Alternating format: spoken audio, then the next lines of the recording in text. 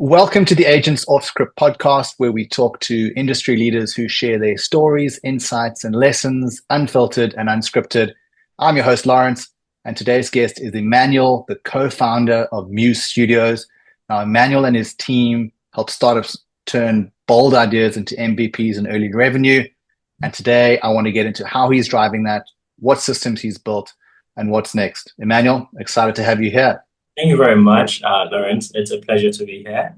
I've obviously positioned Muze Studios to a certain degree, but maybe for the sake of the listeners, you can give us a quick high-level snapshot of what it is that you do at Muze Studios and what are your areas of operations. So Muze Studios is a software company that is very big on helping startups to go from zero to PMF, which is product market fit.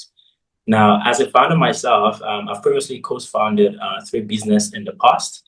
So I'm very passionate about founders. I'm very passionate about startups. So for me, Muze Studios is not just like any other typical software company that just build your product and say, oh yeah, we're done, pay us our money and leave. We are more focused on, hey, listen, how can this product make you money? Because you're not building a product for fun. You're not building it so you can just keep it under your bed. You're building it as a startup to make money, right? So we say, hey, listen, how can we test this as minimally and as affordable as possible so that you can get that early sign, early traction, early indication, early validation to say you're onto something. And only when we latch onto something that has started to show traction can we say, okay, cool, we've gotten something that is working. Now let's double down. So that's essentially the mantra of Muze Studios. Essentially, we help startups to go from zero to PMF. We help them build their products, their MVPs, and we also help business that are looking to integrate AI into their company. We help them with AI strategies and building AI automations to automate a lot of their workflow and save time and money. Very interesting. So, Emmanuel, you're the co-founder. Talk me through your role at Muze Studios and what's the vision for the company? Where do you see yourselves in the future? When I started the company, I was, as a founder, you're wearing all of the hats, right? So I was getting the leads, I was qualifying the leads, doing sales, talking to clients, and then I was going back into the code and writing the code, ensuring that, the client has quality code, ensuring that the client product befits or rigs of the quality that Muze Studios offer, right? So essentially that's what I do, sales, doing of the marketing, doing the deliverability and all of that. But over the past couple of months now, I've removed myself from that whole process. So operations and all of that deliverability, I've removed myself from that. And I'm now focused on more, building relationships and, meeting new people, helping clients, ensuring that they're happy. Like I talk to them, I hope the vision that you have for your product, I hope it's coming to pass. I hope you can see yourself getting closer and closer to the goal you have in mind. So that's essentially what I do, more like from a visionary and strategic point of view.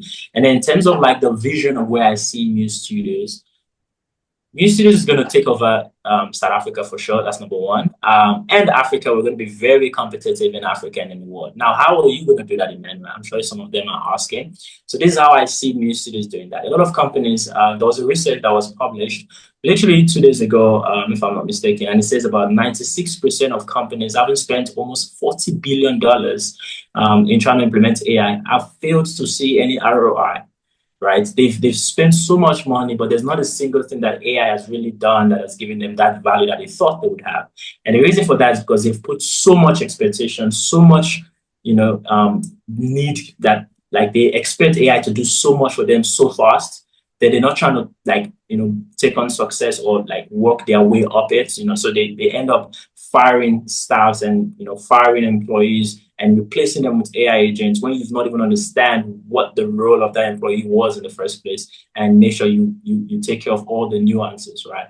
So how Muze is going to do this is we are going to help businesses integrate AI in a way that is very strategic, in a way that is like small batches and in success. Yeah, very interesting. And if we dive into the vision and we drill into it in a little bit more detail, Emmanuel, has that vision evolved over the past two or the past couple of years, perhaps? I think that's actually our North Star, if I'm to say, because that's the future. It's like the internet, right? So this is like the early internet days, right? And the companies that could foresee what the internet would become were the ones that benefited from it. And just like AI right now, ChatGPT is becoming mainstream. Everybody's getting used to it. Now, consumer behaviors are changing. Initially, when you call a call center, you'd have to wait for them to communicate. Or if you're texting a bot or a chat bot or whatever, they have predefined answers, right? So you're already used to this gimmick of like, yes, no, text, yet, like whatever, all of those things, right? But consumer behaviors, as we can see, is going to start to change to the point whereby people want to now talk to everything about you as if it's a conversation. So even when they're calling you, they want to feel a conversation. If they're texting on WhatsApp or if they're texting on your bot, they want to have a conversation as if they're talking to a human being. So they're now expecting that conversation-like interaction with every business.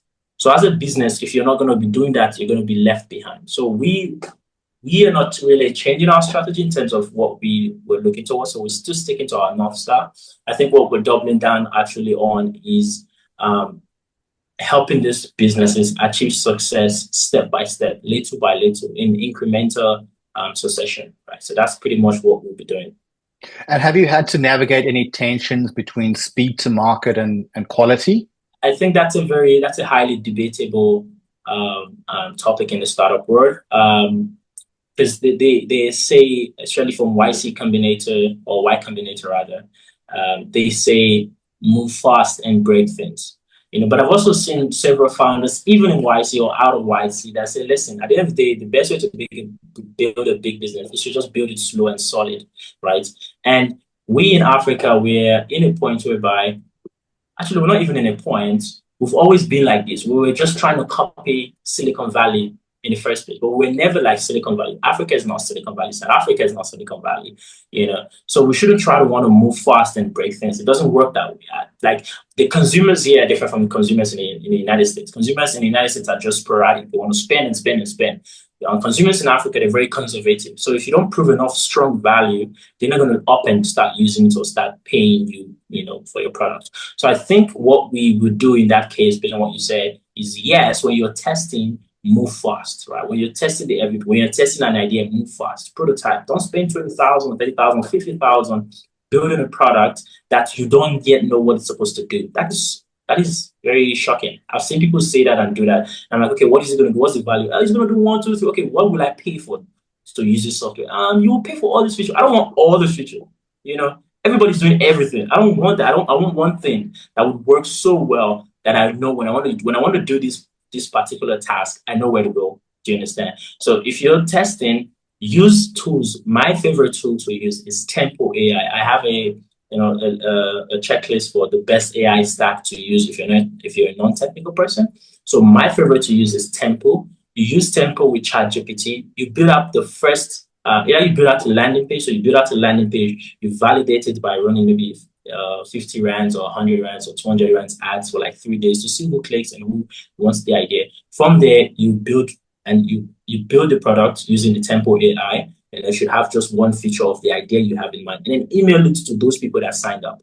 And then once they've signed up, go follow up with them and say, hey, did you sign up? Did you check it out? What do you think? And then get the feedback from them. Tell them, okay, please use this app. It's for free for now, whatever.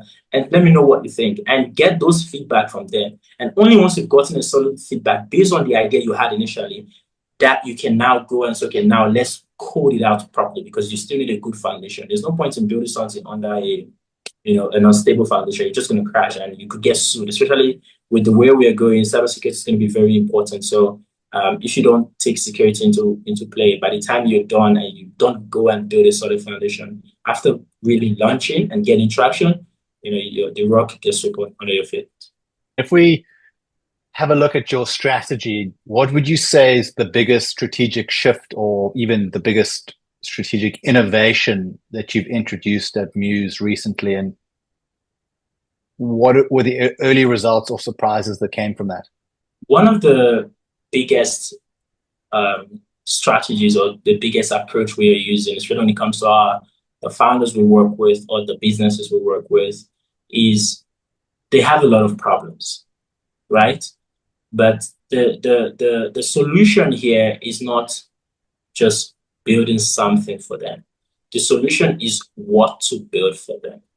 And a lot of the times, many software companies actually cannot actually provide value or justify the value of a product they've built. You understand? Because if you look at it, it's like, okay, it's doing this, but it's doing it slow, or it's not doing it enough, or it's not doing it well enough to bring a very good ROI. You understand?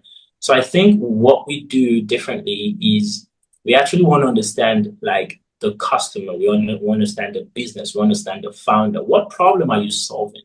Right? Like if you had just one sentence to tell me what problem it is, can you tell me what problem it is? You know, and if they're able to tell you what that single problem is, we build around that. And we move so fast, like in less than 3 weeks, we can build you with. So if we're using code, we can build it in less than 3 weeks. If you're a non-technical person using AI, you could build it in like 4 days, you know, or 1 week max. Right. But if you're a technical person, or even if you're not technical, but you want a good foundation, we could build it in less than 6 weeks. So we say, okay, cool, this problem we want to solve, well, let's build around that problem and then let's put it in market. Don't build anything else. Don't add features, nothing fancy, don't add anything else, you know, and then let people use the platform and then hear what they say, you know, and then based on that, we can then fine tune. So I think that's one of the biggest strategies we're implementing. And if, Emmanuel, we look internally at the way that Muze Studios operates, what internal systems or processes have you implemented that you've seen others benefit from? This is going to be very controversial, but I'm going to say it. I think I'm starting to like controversial stuff. So I hope this is not too bad. But one of the things I've noticed is every single, almost like 90% or 80% of people that I've met, especially founders, usually have bad experience with service providers, right? They usually have bad experience with some software companies. And essentially what they do is they, you know, whether there's no proper documentation or there's just slow process, there's no communication, there's no proper onboard, like you are lost, you know. And now from the business perspective or from the software company's perspective, I can understand, because sometimes work gets too hectic, especially if you're from a technical background, you just want to code. You know, the other admin stuff, the other operational stuff, streamlining operations, sometimes it's not something you think about. So you don't know how frustrating it would be from the client's perspective. You know, so when they express that, you're like, okay, but I'm building a product, it's taking me time, there's this bug and all. You know, so that really frustrates founders and the rest. So what I've done in Muze Studios, and this is something that it took me a bit of a while, actually. So what I did was, first of all, I understood what our process was. I mapped out a journey. I said, okay, cool. I did sales, or I did a lead, I converted a lead, and now we're chatting, we're engaged. You know, how does the lead or how does the founder flow from the initial discovery phase all the way to the handover stage? And I map out this process. I created several documents and SOPs, you know, that outline all the steps, so that even if someone new joins the company, they can see all the documents and say, okay, this client is currently at this process. The next process is that. They don't have to ask me. They don't have to ask anyone. They can already see the next process, and you just take the client through the different stages, or take the founders through the different stages. So I mapped out that process, but obviously before I mapped it out, I have to actually understood how the workflow,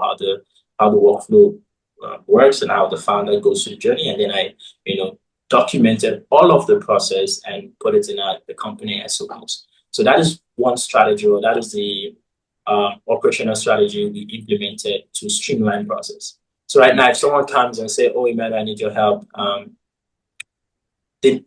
my assistant or, you know, someone in operations will go to say, "Okay, cool, they're in discovery phase. Send them this form to complete." Oh, they filled the form. They indicated this. Send them this. You know, so there's just proper steps to follow. And how do you keep those systems flexible as the client's needs change? So if the client needs to change a certain thing, there's a feedback loop, right? So during the middle part of the journey, there's a constant reiterative feedback loop that happens, right? So we're constantly getting feedback like, hey, are you happy? Hey, is there anything that needs to change? Hey, did your alignment change or something? You know, we're always just getting like that constant feedback loop from them. And that way we can refine the process specifically for them. Right. So if they're complaining about, okay, but I want this to be done shorter, is there a way to make it shorter? Then we're like, okay, cool. This is how we can make it shorter. Or if they say, okay, cool, I want to launch, can you guys help me with maybe branding now, or put a market video? Because we can help them with like launching it. You know, those intro videos that do like introducing like this, and then we can help them do that, you know, launch and things like that. So depending on what what changes, we're able to always just have a feedback loop where we use to just fine tune the communication or the interaction with the founders. Yeah, I mean, it sounds like those feedback loops are critical, and that just allows you to be agile in your approach. Are there any practical failures or lessons that you'd be able to share that shaped how the process works today? Yes. So I'm going to show you. I'm going to give you a before and after. So there was a founder that we wanted to help. This was in March, and when she came to us, she was like, "Oh, I need this to be done. 1, 2, 3." I'm like, "Okay, cool." We like to follow MVP approach. That means we like to build something in 6 weeks. So for us to build something in 6 weeks, you need to build actually something that 100% you just want the customers to use. So it's just your single focus. So like, okay, no, but I want this, this, this. I'm like, very cool. I mean, sometimes the customer is always right, or so we say, okay, cool, we're going to do that. But you have to be very cognizant of the timeline because they want it to be done in that 6 weeks. I'm like, because there's some be cognizant of time. And then the moment we started, there was like when we got, like I said, when we got to the middle, there was like feedback of, okay, add this, add that, add this. I'm like, okay, cool. The more we kept adding, the more the timeline started increasing. And something that was supposed to take 6 weeks ended up taking almost, I think, 16 weeks or 14 weeks. So it was like way longer than, budgeted for. And, it was quite a pain for both parties. But eventually, we had to find a way to just, make it work. And I think that was one of probably the biggest indication or lesson that makes you say, hey, listen, like we can't do that anymore. Like, not just the fact that it's frustrating for the founders, it's also frustrating for us because we want to move fast as well. And we want to quickly get you to the point where you need to go. So that was what facilitated the documentation process. And then after the documentation process, we had another founder that wanted a mobile app. And typical mobile apps that would take 3 months or 4 months to develop, we got it done in 1.5 months because of like step-by-step process. Do you understand? So that's pretty much like a literal clear difference between not having a documented process and having a documented process. Yeah, makes sense. And it sounds like there's a lot of really great value that Muze Studios can be giving to its client base. But of course, sourcing clients is always a challenge for any business, whether it's a startup or it's been operating for 5, 10 years. How are you finding and winning new clients in today's landscape? So so like I communicated earlier, I mostly focus on building relationships, right? Relationships are the backbone of business. It's literally used to be called business relationships. Okay, I think not business relationship. I think just relationships. So basically, it's all relationship, right? People do business with who they like. People do business with who they trust, and you need to establish that trust. But again, you shouldn't be greedy. I think we're getting to a generation whereby people are starting to be very greedy. Like they just want themselves first. They just want to say, how much can you pay me now? Like when are you going to pay me? Like they want to first satisfy themselves, before the client. And I can understand why they will do that. But I think for you to really get success, you need to be passionate about other people's problems. And for me, I think that's one thing I have. I have very deep passion. Like I get excited. Sometimes I get too excited that I almost feel like it's my personal project. So obviously I try to restrain myself so I don't get too connected on an emotional level, but I do get very passionate about every founder that I work. I get passionate about the project. There was a founder that I built a project for who were done in probably first 2 months. And 6 months later, they're not launching. I'm like, God, why? Like launch. Like, no, we need to make sure this, it doesn't matter. Launch. We would get everything right. Nothing is perfect immediately. Just launch. And they never launched. And that is exactly not the kind of people exactly not the kind of way I want to work. Because again, like I said, I don't want to build a product and you're gonna put it in the shelf. Like, why did I spend 1 month, 2 months, 3 months building that project, and then you put it in the shelf? Like it's supposed to make you money or make your life easier or make your business, better. So why would you keep it in the shelf or give me an excuse and say, oh no, and it's your business, it's not my business, it's your business. And I'm like so excited for you to launch. You're like, no, let's make this nice. Let's change this color. Let's shift this thing to the left. Let's change the price of it. So So yeah, I think one of the best strategies is building relationships. So going to events, meeting people for coffee, just approach people. If you're an introvert, that's going to be difficult. But I think if you just close your eye and just summon the courage, you can probably make it work. And then like just be passionate, be genuinely passionate. Like don't fake it. Like if you know you can't be passionate, find someone that can be passionate about it, and then let them do the talking to the clients. Because we as humans, we can tell if someone's lying. Even if we can't tell if someone's lying, we can sense it. We can know if someone's being fake. You know when someone's not being genuine with you. So if you're saying, "Oh yes, I will help you," and you're like, "Okay, where's my money?" Like they can tell. So be passionate about it. Love what they're doing. Be excited about it. In fact, for you to show you're excited, do research and tell them more ways that the product is going to benefit people or they're going to make more money. That way they will know that you're not just even talking about building the project now. You're talking about expanding. You're talking about how they can even grow and benefit. And for that, they would really, it'll build a lot of trust between you guys. Yeah, I think that's really sound advice. And just to echo your sentiment, obviously, building and nurturing relationships is core to business, but also core to life. I think networking and going to in-person events probably only gets you so far. What other channels are you using to knock on doors and to open doors so that you get the opportunity to nurture a relationship? Nurturing is sort Yeah. of the second step of a relationship, a professional Yeah. relationship. You need to be, as I say, you need to be knocking on doors and generating that initial interest so that the nurturing can begin. What channels are you using to try and knock on doors and open doors? Okay, so there's three of them that comes to mind immediately. The first one is referrals. So when you do something, do good work first of all. Do good work. Like even if you don't do good work yet, show that you're trying to do good work.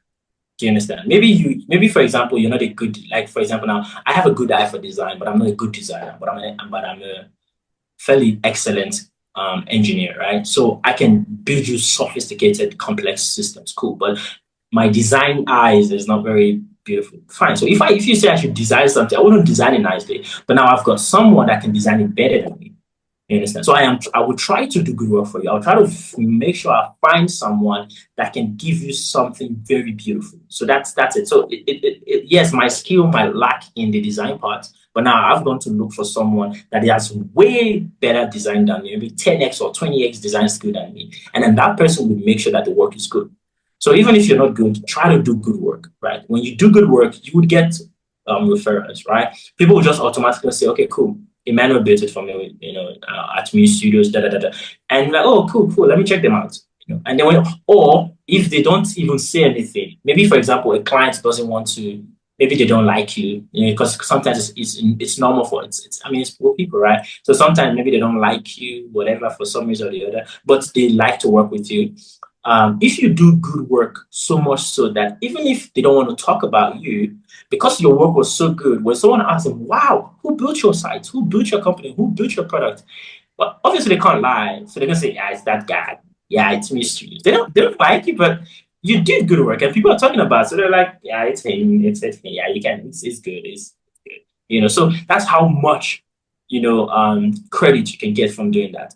Now the second one is partnerships. So partnership is essentially you find this is something that actually I've been also been looking at and it's actually working for us really well now.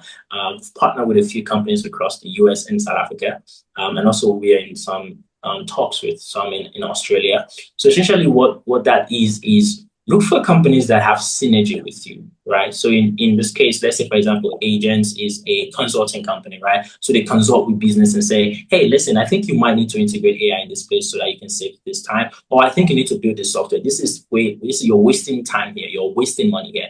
Build this thing and that's how typically consulting companies work, right? They give you consulting like strategy and things like that.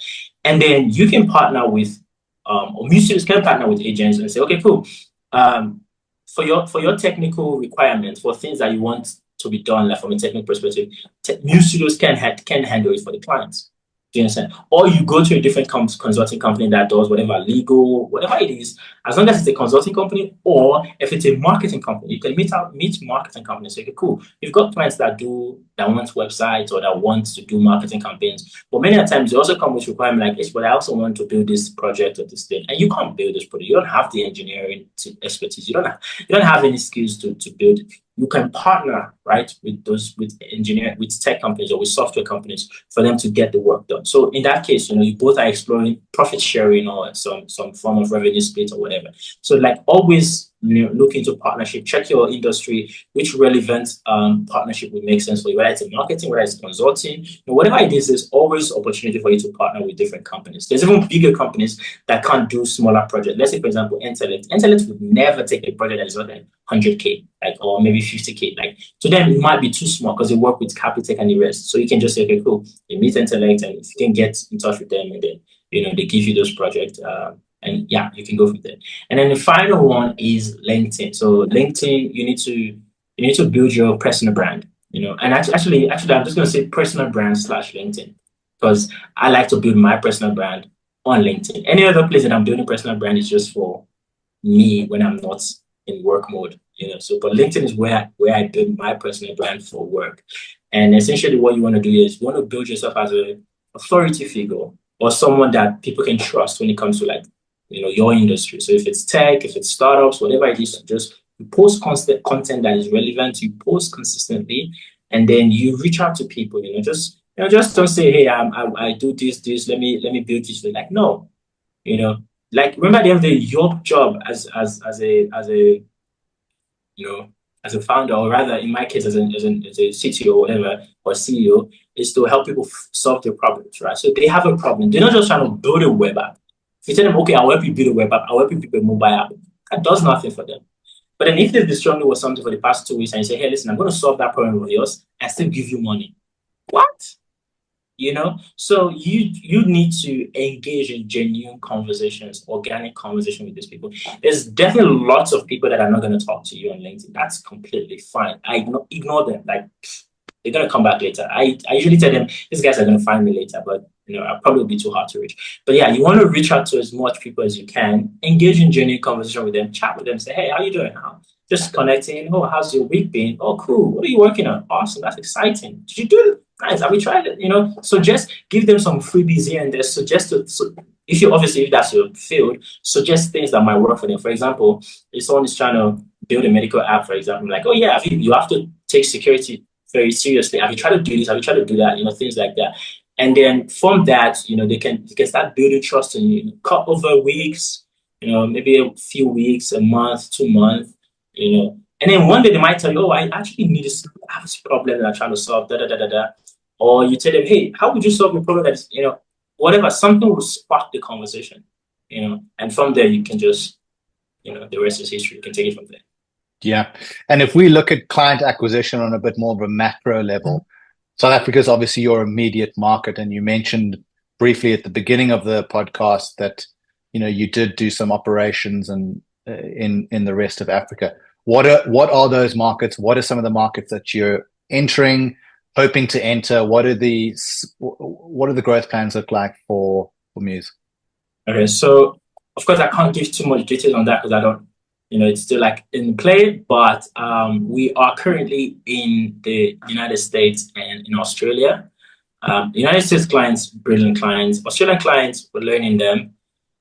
We are about to go into the UK market as well. So that's something. So I think basically right now, the strategy is to just build relationships with founders in those areas, right? Establish relationships with them. And also, like I said, partnerships. So partnership with tech companies there.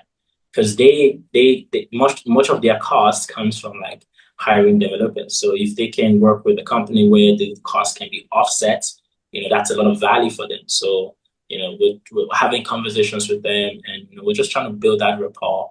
And yeah, that's pretty much in terms of like expansion, what it looks like. I can't say too much here, like I said, but yeah, it's on the horizon. It's quite bright there. It's lighting up. Well, that sounds super exciting, and I obviously wish you the best with all of those. And we won't dive into it in too much more detail. But what is quite interesting is that as your footprint grows, of course, the team needs to grow as well. So on the team side, how are you going about recruiting, retaining, and scaling your culture, especially if the footprint is going global? It means there are just more, team members who are potentially remote, working out of office, and you are losing that sort of interpersonal connection between your team. How do you go about managing that?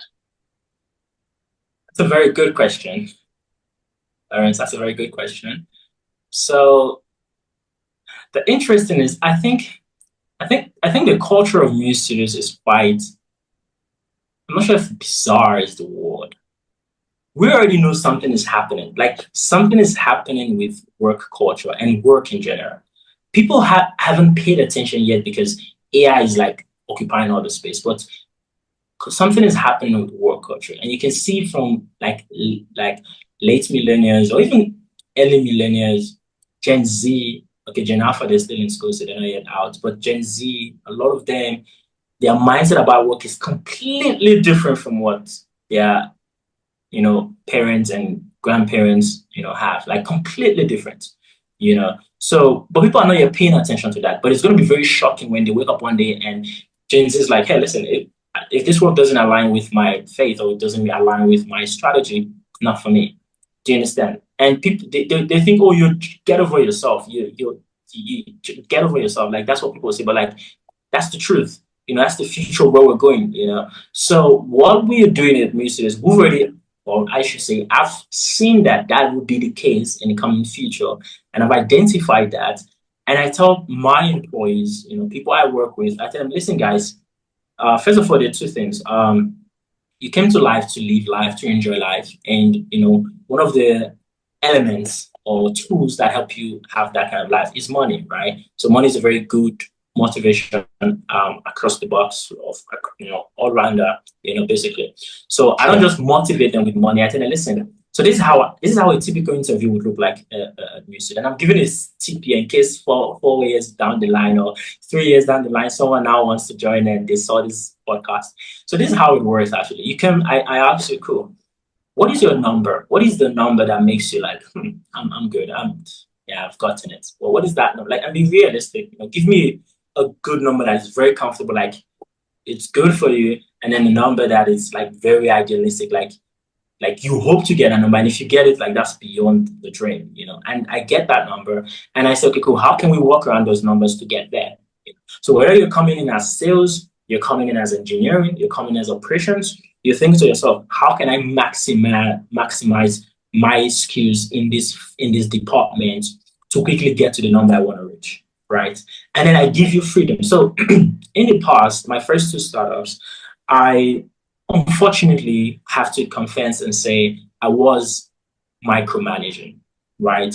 I used to look down the neck of my employees. Every one of them said, okay, what are you working on? What did you do yesterday? What did you do today? What are you going to do tomorrow? What's the feedback? What's the update? What's the feedback? What's the update? What's the like? And it's also overbearing, of course, But of course, I made that realization. I'm like, hey, listen, I'm almost, because I've also worked for other companies in the past when I was an employee, and I've seen how toxic, some employees can get, where I would wake up in the morning and I'd be getting anxiety just to start work. And I'm like, oh my goodness, are you telling me that there's a high chance I could have been like this with someone, And I was like, nah, I can't do that. So what I decided to do is, at Muze Studios, we don't control how you work. You work as you want, right? You work as you want when you want, right? You just have the outcome. So it's more of an outcome-based requirement or work environment. So I don't say, okay, you must do 1, 2, 3. I just say, hey, listen, I need to get here. However way you're going to do it, whether you're going to take a plane, a jet, whatever, doesn't matter. But I need to get there. That's my outcome.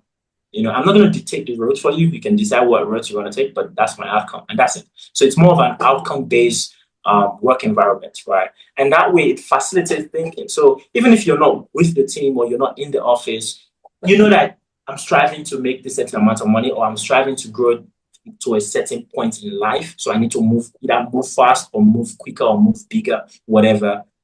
Or as a salesperson, you're saying, okay, cool. I don't want to be closing deals that are 50K or 100K. I want to be closing deals that are 500K and 1 million. Do you understand? So you think differently, you move differently, and you have autonomy. And you can always come back to me and say, okay, Emmanuel, I'm stuck here. What do I do? and we brainstorm, So I think with that, a lot of my employees, they get very motivated. They get very excited, because I don't beg them. It's your life. Right? It's your life. You're here to control your life. You're already like your own boss. No one controls you. No one forces you to do anything. You already have a lot of autonomy. So if you're failing, it's on you. And especially when you're not reaching out. So if you want to take this seriously, I'm here. I'm here to help you, and I'm here to move forward with you. So that way, like I said, they're very pumped up, and they do the work without much effort or without much chasing around or whatever.